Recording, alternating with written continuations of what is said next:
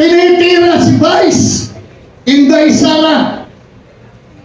Tinitira si Mayor Baste. Tinitira si Congressman Pulong. Bakit? Ano ang apelido nila? Duterte. Takot silang lahat. Urong ang kanilang mga buntot. Buntot. Takot silang lahat. Anong ginagawa nila? Totoo yung sinabi lahat ng ating mga abogado. Ipai-impeach nila si Inday. Nagnanakaw daw si Inday. Ay, ito naman ang sa akin. Walang Duterte yung magnanakaw.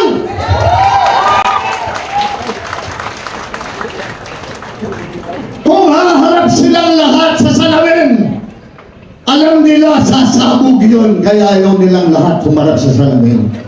Alam nila kung sino ang mga magnanakaw at alam nilang sila yun. Bakit ganito nangyayari sa atin? Salamat. Bakit ganito nangyayari sa ating bansa? Pati nga ang West Philippine Sea, sinisisi pa ka PRRD.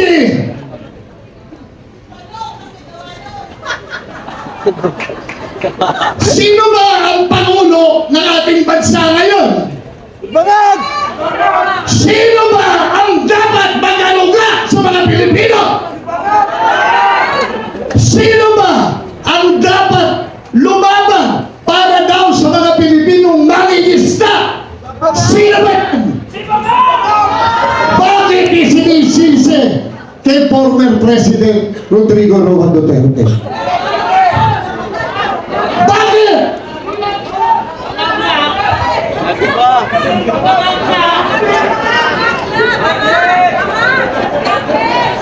Kayo pong lahat, alam niyo kung ano ang mga tunay na nangyayari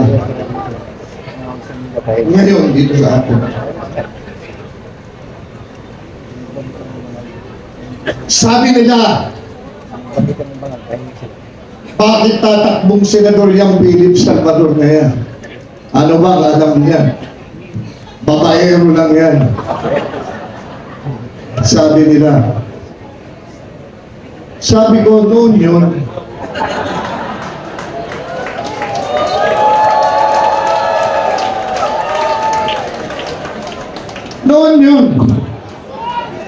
noong kabataan ko, inaamin ko.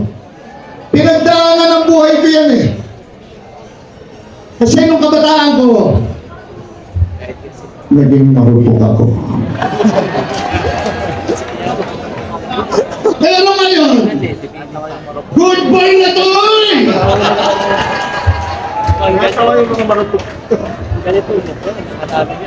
Uy, wala naman akong asi. Ikaw talaga, sobrang pagmamahal mo sa best friend mo.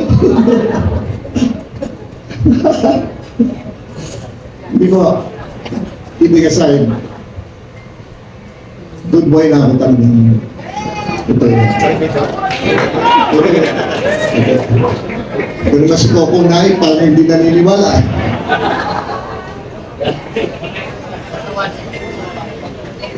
Advocacy yan. Kapayapaan. Peace and order. Gusto kong ipagpatuloy ang naiwan laban ni PRRD. Gusto kong manumbalik ang tiwala ng mga magulang na makakauwi ang kanilang mga anak na hindi mamidisgrasya, hindi makikita, hindi mararip, hindi mapapatay.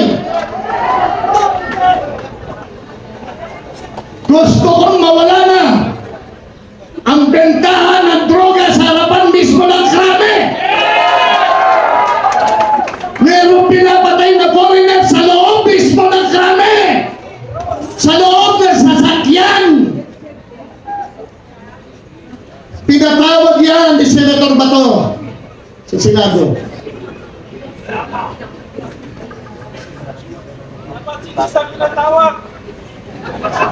Tama ka dun.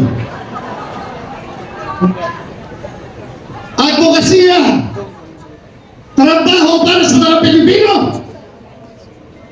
Tama mga sinabi nyo, Jimmy, hindi ayuda. Ano magkakagista ng mga anak natin? Ng mga magulang, umaasa lamang sa ayuda. Paano pa magsisipag mag-aral yung mga yan? Walang tamad na Pilipino!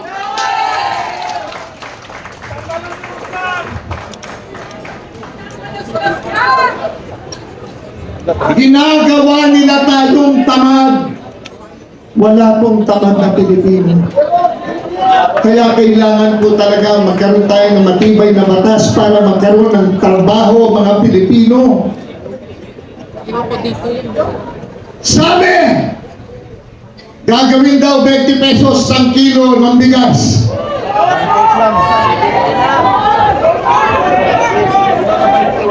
Nakabili na ba kayo ng 20 pesos?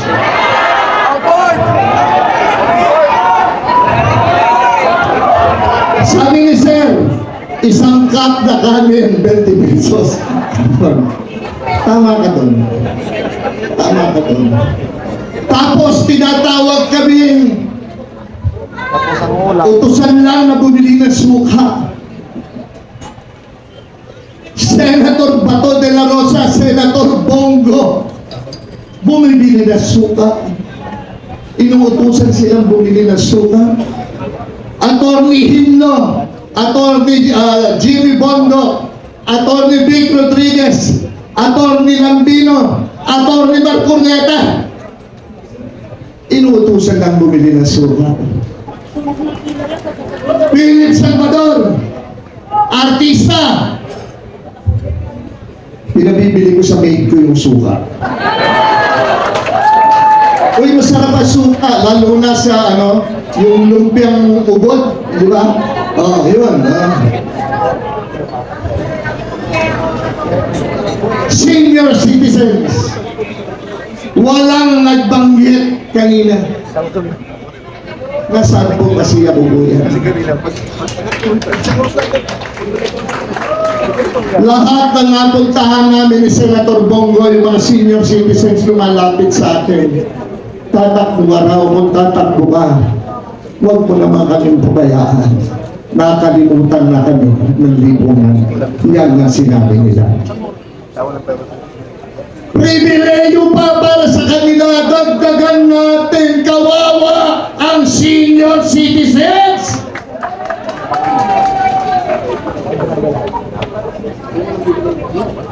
My heart goes to them. Alam niyo, pagka buwapit na sa inyo, nagaligan na po siya.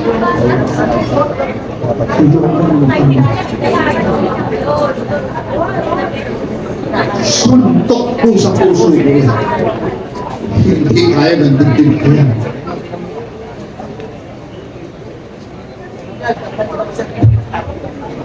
Ngayon po, pwede mo ba ako magtanong sa inyo? Sana igaling lang sa puso ng Panginoon sa inyo.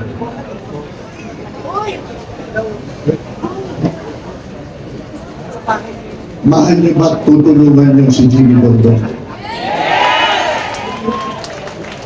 Mahal niyo ba tutulungan niyo si J.D. Hindo?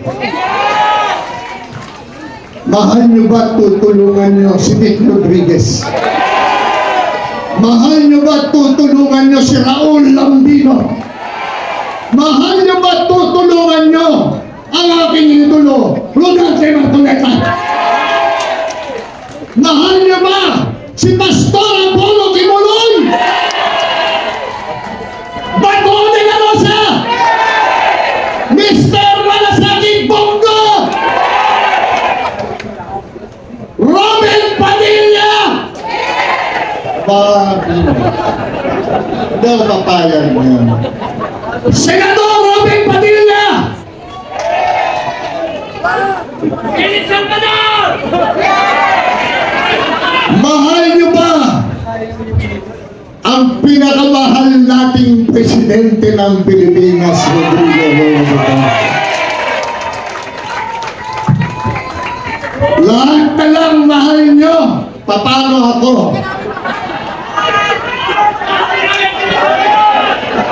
Pwede rin po ba akong humingi ng konting pagmamahal nyo at suporta? Pwede po ba? Ako si Philip Salvador, hindi abogado, hindi doktor, hindi engineer.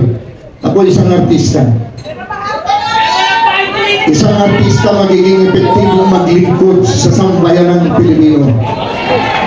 Philip Salvador, kandidato bilang senador ng PDP Laban, numero 58 sa balota. Magandang gabi po sa inyo.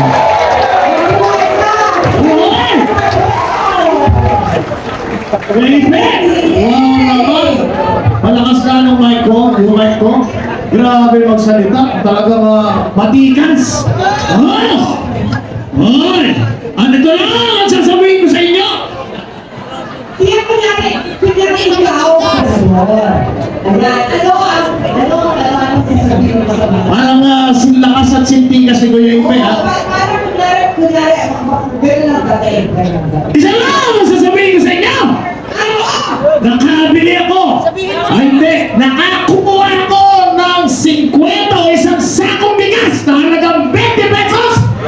Kinabukasan, nabulong ako! Walang at isa pa! Ano yun? Ahal ko kayo lahat! Nakakatakot ka naman si ano? Si Kuya. Sabi ko, isuka. Sabi mo. Yung alin? At syempre! Isa pa! Ang masasabi ko! Ano? Hindi baling may suka ako! Basta wala akong tolo!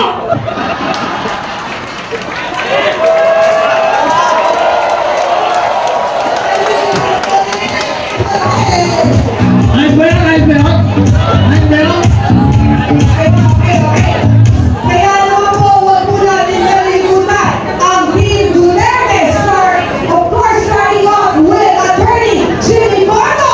Yun! Kaibigan ko yan! Huwag niyo kakalimutan! Numero! Yeah. Jeez! Senator Bato de la Rosa, doble dos, 22. Idol ko yan! Numero 22! Yes, Bogol, 28. Mahal din natin yan! 28! Jamie Hito, 30. Renta!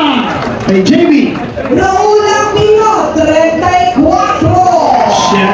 Mahal ni Vivian Belisaire! Rodan P. Marcoleta, 38. 38! Pastor Kibuloy, 53. 53! Vic Rodriguez, 56.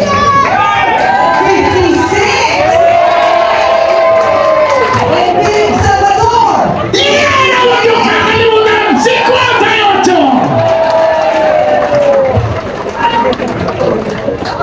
mga kaibigan, meron po tayong importante mensahe, message po. Yes, Ang ating pinakamahal na President sa Pilipinas. Kasi wala siya rito. Ayan, si Vice President Inday Sara Duterte. Pakinggan niyo po. Pakinggan niyo po.